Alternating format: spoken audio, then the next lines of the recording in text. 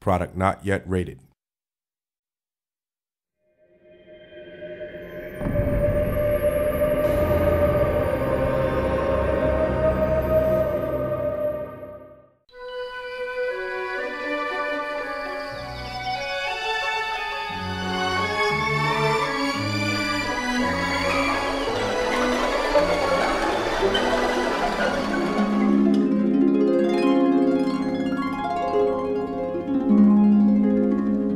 Yes, I am a geek and a Greek. I would say I'm a hidden geek. I am a complete geek. Well, I don't think so. I like to keep up with the latest trends on the high streets. I suppose I am a bit of a geek. I've had the traditional geek bringing up. I had a chemistry set at the age of 7. Tim Rance is a very big geek, yeah, but I mean, we can sort of make exceptions for some people. Attention to all sorts of very obscure technical details that bores everybody stupid.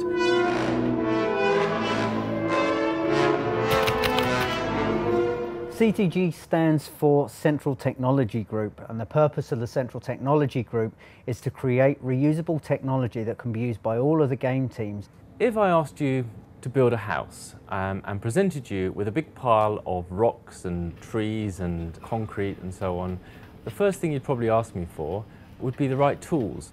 The specific advantages of CTG within the company for the games is that they can focus purely on the gameplay. They don't have to worry about writing tools again, writing technology again. The tools that we create are in use by the Fable team, and they aren't tools that you can just buy off the shelf. A follow-up project or game will use the same code and tools that we've produced, and they can go straight into making the game and producing cool games for everybody. Currently I'm working on a spline tool. That means splines are basically curves, so I'm trying to make a tool to help people put things on curves. Lionhead has been making these tools and games for the past 10 years, and to celebrate our anniversary, a big fancy dress party was planned. I've taken 2 days off to build my costume, which is Pyramid Head from Silent Hill. I spent so long deliberating whether I should go as the film version, which is a little bit more recognisable, or whether I should be really hardcore and go as the game version, and I kind of bottled out and went for the film version.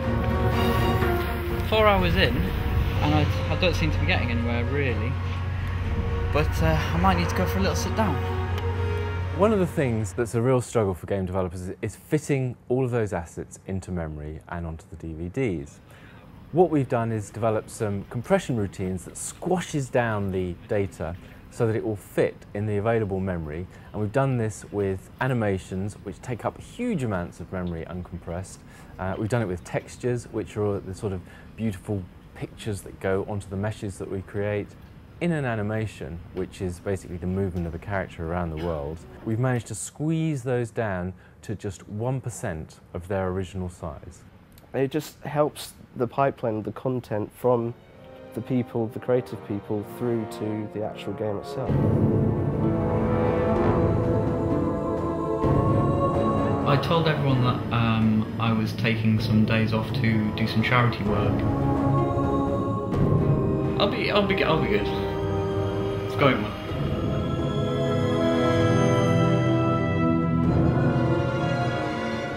In Lionhead, as we are focused on creating games which cost tens of millions of dollars, sometimes it's great to be able to have a small group of people who can actually spend some time that's not directly on the main game development, and instead can research a bit of blue sky thinking. One example of that is we thought that it'd be very interesting to look at new types of combat. We wanted to experiment with something that really brought the drama out of combat. Drama is important and vital for combat because it gives it a nice, full-fledged purpose, a motivation for the player. The whole idea about it is to try and leverage everything that you can to make the combat more exciting without actually changing the combat itself. So we can use a lot of stuff from movies, such as camera work and music, and we can also use everything that we've got in games, like simulation and sound effects and the rumble on the joypad. Drama is the one thing which will make the difference between just a normal fighting or repetitive fighting mechanics and turn it into an experience, a challenge.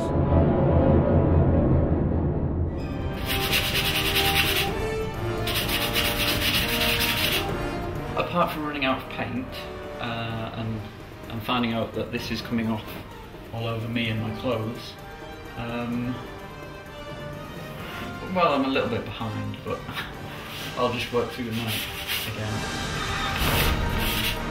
There's a whole range of things that have gone into Fable 2 to help the production of Fable 2 and the game itself. The fog adds a certain sense of atmosphere. Pete thought it was a good idea to actually get a fog machine in. It was quite good fun actually. We put it in a bucket and all of a sudden our bucket was full of mist and we just spent the entire day playing with it. It was great. We used it to get a good sense of how mist moves around, and then I believe Peter Molyneux nicked it for his pond at home, and he still hasn't returned it. Strange things are afoot in Peter's garden, and it's not just the mystery of the missing fog machine. Lionhead celebrated its 10th anniversary in style. Pyramid Head was in good company with numerous game celebrities in attendance.